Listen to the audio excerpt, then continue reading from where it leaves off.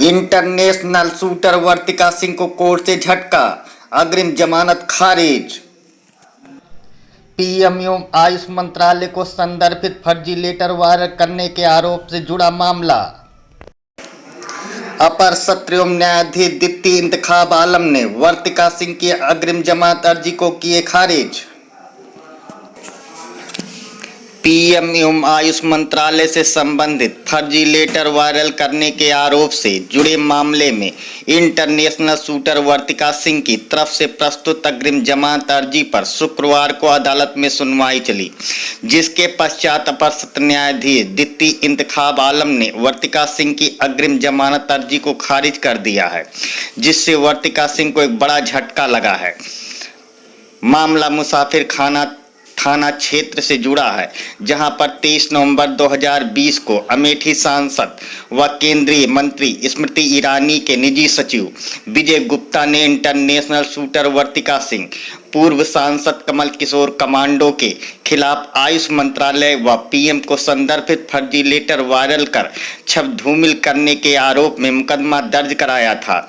इस मामले में वर्तिका सिंह ने गिरफ्तारी से बचने के लिए हाई कोर्ट की शरण ली थी। हाई कोर्ट ने गिरफ्तारी पर रोक भी लगा दी थी। मामले में तफ्तीश के दौरान अयोध्या जिले के रहने वाले डॉक्टर रजनीश सिंह का भी नाम प्रकाश में आया। इन्होंने भी राहत पाने के लिए हाई कोर्ट की शरण ली थी।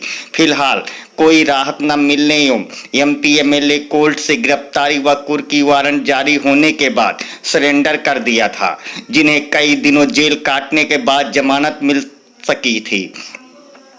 मामले में पुलिस ने तफ्तीश के दौरान प्रकाश में आए आरोपी डॉक्टर रजनीश सिंह एवं वर्तिका सिंह को चार्जशीटेड कर दिया और पूर्व सांसद कमल किशोर कमांडो का नाम मुकदमे से निकल जाने के उपरांत वर्तिका एवं डॉक्टर रजनीश को कोई सांसद विधायक न होने की स्थिति में एमपी एमएलए कोर्ट के बजाय संबंधित न्यायालय को सुनवाई का क्षेत्राधिकार होना बताया था।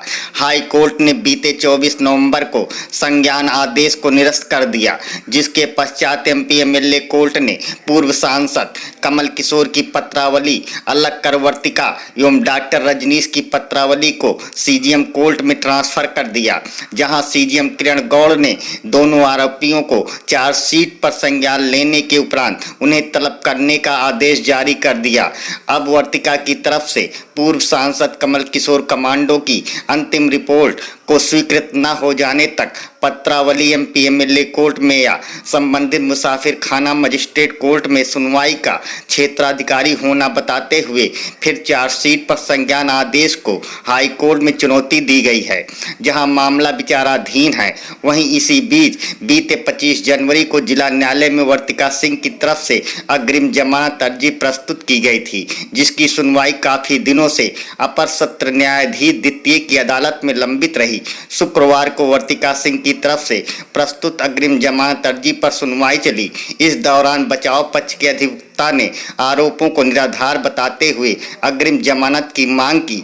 वहीं अभियोजन पक्ष से पैरवी कर रहे केंद्रीय मंत्री के निजी सचिव विजय गुप्ता के अधिवक्ता संतोष कुमार पांडे ने वर्तिका के जरिए एक तरफ अदालत को गुमराह करने की नीयत से संज्ञान आदेश के विरुद्ध याचिका दाखिल करने एवं दूसरी तरफ जेल जाने से बचने के लिए अग्रिम जमानत अर्जी की मांग करने पर सवाल उठाया और जमानत पर कड़ा विरोध जाहिर करते हुए जमानत अर्जी खारिज करने की मांग की। उभय पक्षों को सुनने के पश्चात अपर सत्र न्यायाधीश इंतखाब आलम ने वर्तिका सिंह की अर्जी को निराधार मानते हुए खारिज कर दिया। अदालत के इस आदेश से वर्तिका सिंह को बड़ा झटका लगा है। अब अग्रिम जमानत के लिए हाई कोर्ट की शरण लेना या फिर नियमित जमानत के लिए जिला न्यायालय में आत्मसमर्पण करना ही उनके पास विकल्प शेष रह गया है। फिलहाल शुरू से ही केंद्रीय महिला आयोग का सदस्य नामित करने के नाम पर केंद्रीय मंत्री के निजी सचिव समेत अन्य के जरिए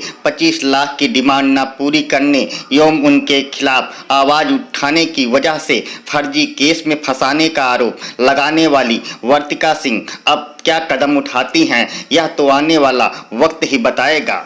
सुल्तानपुर से अंकुश यादव की रिपोर्ट। क्या मामला था जो आज इंटरनेशनल शूटर और वर्तिका सिंह की बेल एप्लीकेशन सुनने में आया खारिज हो गई है, क्या मामला था पूरा? ये मामला ये था कि केंद्रीय मंत्री माननीय स्मृति ईरानी जी ने एक लेटर क्रमांक 212/19 ये 19 अगस्त 2019 को उन्होंने आयुष राज्य मंत्री यशो नाइक साहब को लिखा था, और जिसमें उन्होंने अपने रायबरेली ज़िले के सालोन तहसील में 50 बेड के अस्पताल की मांग की है। इसी क्रमांक 212/19 दिनांकित 19 अगस्त 2019 के लेटर पैड को यही क्रमांक डालते हुए इंटरनेशनल शूटर वर्तिका सिंह ने माननीय प्रधानमंत्री जी को संबोधित एक पत्र लिखा, और उस पर माननीय स्मृति ईरानी जी के फर्जी हस्ताक्षर हैं। और उस पत्र में उन्होंने ये लिखा कि ये वर्तिका सिंह जो है सामाजिक कार्यों में हिस्सा लेती हैं, और इनकी सामाजिक गतिविधियों को देखते हुए इनको जो है महिला आयोग का मेंबर के लिए